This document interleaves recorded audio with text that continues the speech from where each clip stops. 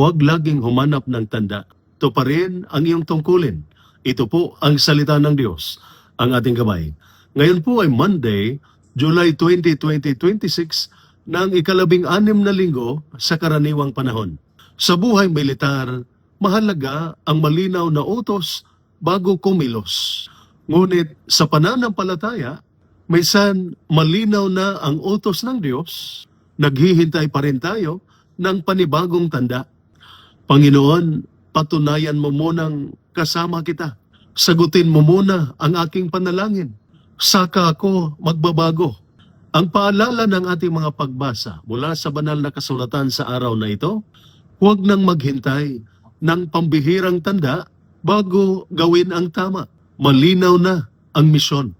Sa unang pagbasa mula sa aklat ni Propeta Mikas, chapter 6, verses 1 to 4 and 6 to 8, sinabi ni Propeta Mikas kung ano ang hinihingi ng Diyos. Gawin ang makatarungan, mahalin ang kabutihan, at lumakad ng mapagpakumbaba kasama niya. Para sa isang sundalo, nangangahulugan itong maging tapat sa tungkulin kahit walang nakakakita. Igalang ang dignidad ng bawat tao, gamitin ng tama ang kapangyarihan at otoridad, at huwag abusuhin ang ranggo o posisyon. Hindi sapat na magdarasal tayo kung nandaraya tayo sa trabaho.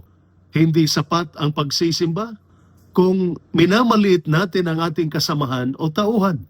Ang tunay na paglilingkod sa Diyos ay nakikita sa disiplina, integridad, malasakit, at makatarungang pagganap sa tungkulin. Sa ating ebanghelyo, mula sa ebanghelyo ni San Mateo, chapter 12, verses 38 to 42, humingi pa ng tanda kay Jesus ang mga eskriba at pariseo. Marami na silang nasaksihang kabutihan at himala. Ngunit ayaw pa rin nilang maniwala at magbago. Minsan, ganito rin tayo. Sinasabi natin, Panginoon, kung ililipat mo ako sa magandang assignment, kung mapromote ako, o kung mawawala ang problema ko, saka ako magiging mas tapat. Ngunit, hindi natin kailangang hintayin ang magandang sitwasyon bago maging mabuting kawal at mabuting Kristiyano. Ang pinakadakilang tanda ay si Kristo, ang kanyang kamatayan at muling pagkabuhay. Ang tanda ng kanyang presensya ay makikita rin sa bawat pagkakataong ibinibigay sa atin upang maglingkod, gumawa ng tama, at tumulong sa kapwa.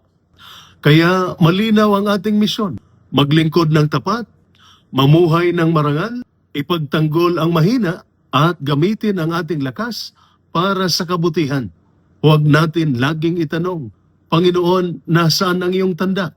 Sa halip, itanong natin, Panginoon, paano ako magiging tanda ng iyong kabutihan sa aking unit, pamilya at bayan? Ito po ang salita ng Diyos, ang ating gabay. Manalangin tayo. Panginoon, gawin mo kaming mga kawal na makatarungan, mahabagin, mapagpakumbaba, at tapat sa tungkulin. Naway maging tanda ng iyong kabutihan ang aming paglilingkod sa aming kapwa at bayan. Amen. At sumainyo at sa inyong pamilya ang pagpapala na makapangyarihang Diyos, Ama, Anak at Espiritu Santo. Amen. Santa Maria, Ina ng Diyos, ipanalangin mo kami. San Jose, ipanalangin mo kami. San Miguel Arcangel, ingatan mo kami. Amen.